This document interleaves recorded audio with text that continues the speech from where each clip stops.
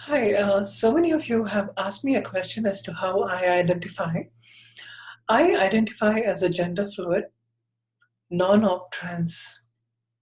That is, I express both as a male and also as a female, and I prefer to be Celia more than my male identity. But one thing that I also wanted to explain is non-op trans are people or individuals who don't wish to go through gender reassignment surgery. I do not want to go through the surgery because I have my own personal reasons. I'm married and I want to be with my wife, and I don't want to have a disruption in my family. And I love my daughter, and I'm so thrilled that my family is accepting. I know some of you are struggling today because you're not able to tell your family, your wife, about your own gender. The first thing is, I want to help you with some terminologies. I know you may not be in a position to understand, and I was like you as well many years back.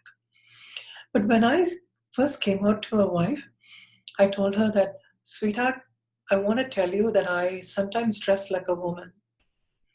And that was such a wrong thing to say because if you dress like a woman, then don't dress like a woman. Her immediate reaction was, if you like to dress like a woman, then you need to stop. You have a child. We've been married for almost 4 years, and you can't do this anymore. I didn't know how to approach it because at the time there was no one to advise me as to what to tell my wife. And I was struggling within my own self because I knew I was dealing with a gender issue later. It was not a dressing issue. See, we all dress up because of something that is within us that tells us that we are women and we want to look pretty, and we have that femininity that we want to express. And that is something which is in your head. It's not between your legs. So you're going through gender identity. You're not going through sexual orientation. If you're gay, lesbian, or bisexual, you're going through sexual orientation. If you're transgender or gender non-binary, you are going through gender orientation. It's in your head. The funny thing people tell is sex is defined as whom you go to bed with, and gender is defined as who you go to bed as, how you go to bed as who. As Celia, I go to bed, and that defines my gender identity. So that is how it is defined. And when I then explained to my wife that, hey, I'm going through all these issues, she did not understand because I was trying to confuse her with an issue that I did not understand. And that is the biggest problem that I see in our Indian community. Because a lot of us don't try to understand that we are going through gender dysphoria. According to the American medical journals and according to the journal in Europe and other countries, it's been identified that when you have gender dysphoria, you're having a really hard time in one gender because when you live in denial that I don't want to dress up, you're not able to express your femininity. And what happens is at that time you get so much pressure, and then you feel like, you know what, I'm just going to go and dress up. I'm going to take a hotel room and I'm going to dress up. And sometimes it's like a volcano. I'll give you an example. One day I was so impressed. I was so upset that I could not dress up. And I remember at 11:30 in the night, I was driving to bars after bars after bars, trying to find a place where I could express myself. I was so vulnerable that night. And I remember almost at 12 o'clock, I reached a bar and I was sitting in the bar, and there was another trans person who was in the bar, and she started talking to me, and I was so happy. But I didn't realize that she was there for the wrong reason, and I was there to find acceptance. And she hugged me and she molested me that night. I felt so horrible that I didn't know what to do, and I did not expect that she would do that because it was very unexpected. I felt so ashamed, and I came home crying at 2:30 in the morning. I sat in my car. I changed my whole I took off my makeup and I was crying in my car. And I knew that there was something in my life that I wanted to do. And any opportunity that I would get to be with my family, my wife and my daughter, I really wanted to. I really wanted to stop dressing. I really wanted to stop this. I could not. It's not easy. Because we are born like that. Some of us are born that way. Some of us can manage, when you express as a woman, sometimes it's easy for you to not dress up for years together. Sometimes you're okay with it. But not everybody is like you. And you cannot tell somebody that it's easy to overcome what you're going through. No, it is not easy to overcome. Because I knew that I wasn't going through a dressing issue, and I wasn't going through at the point where I wanted to change my sex, but I just wanted to be this person. I just wanted to enjoy my femininity. I wanted to be accepted. I wanted to go to work as Celia. I wanted my community to know that I am somebody who can be a husband, can be a father, and also I can be a woman, because I'm struggling with some gender identity issues. I'm struggling with gender dysphoria. There are 23 pair of chromosomes in your body that defines who you are, not just X and Y chromosomes. The MRI of a trans woman is almost close to the MRI of a cisgender woman. So the cisgender women are people who identify in the gender they are born. Sometimes we use this word normal and abnormal. We are not abnormal. We are normal people. They are normal people. Transgender are people who don't identify in the gender they are born. I was born as a male, but I don't identify completely as a male.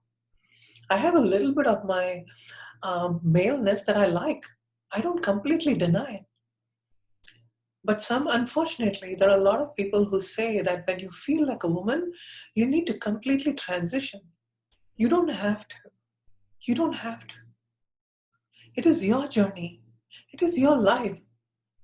You make the decisions how you need to tell your wife. You make the decisions about your life. Don't let someone else tell you what to do. When you do that, then you're confused. They will not be around when you're having a problem. But when you make the decision, you are in control of your life and you can make the call. So this is not a dressing issue which you can put the button and switch it on or switch it off. It's not. It doesn't work that way. I wish it did, but it doesn't work that way. You can postpone your urge to dress up because it's in you. Your gender identity, your femininity needs to come out. Find opportunities to do it. Find opportunities to do it. I do that sometimes. I remember when my wife was pregnant, I could not leave her and go. I could not dress up at home. I could not express my femininity. So I took a hotel just for 2 hours and I expressed myself. Sometimes I couldn't take a hotel. I dressed up even in my car. It was hard. It was really hard for me. And I'm sitting in my car wearing a shirt, and there was a skirt on top of my pants. I used to drive home and I used to go around in the streets just trying to take another 5 minutes. I just love this femininity. I know most of you who are listening to this video and you're watching this video, you have gone through a lot in your life in a very different way. I want to tell you that we need to stop using that word cross-dressing. It's such an outdated word. It came from the word called transvestites. People don't use that anymore. It was such an old terminology where men were dressing like women for various reasons. Even in shows, in theaters, men were dressing like women and they were all called drag. They were not called drag queens, but they were called transvestites. We are not here in a theater. Our theater is this world. We are struggling with gender identity. So please stop using those words and start expressing yourself.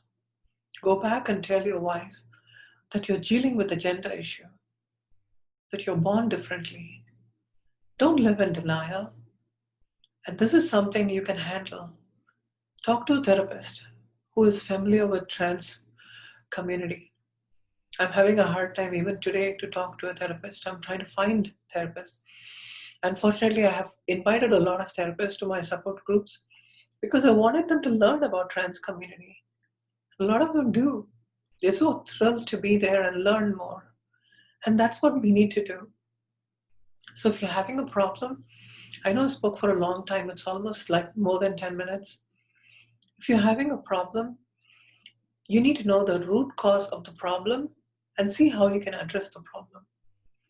Don't just go because someone else is using those terminologies. Don't just go with it. So I found out that I am gender fluid. I like to have that man in me and for my family and my daughter. And also I love to be Celia. So I'm Celia most of the time in my life, and I'm Daniels. Sometimes when I go back home, when I'm with my wife and my family, I am a husband to my wife, and I am a father to my daughter. It's not going to change. And I don't care if people tell me that I need to change my sex.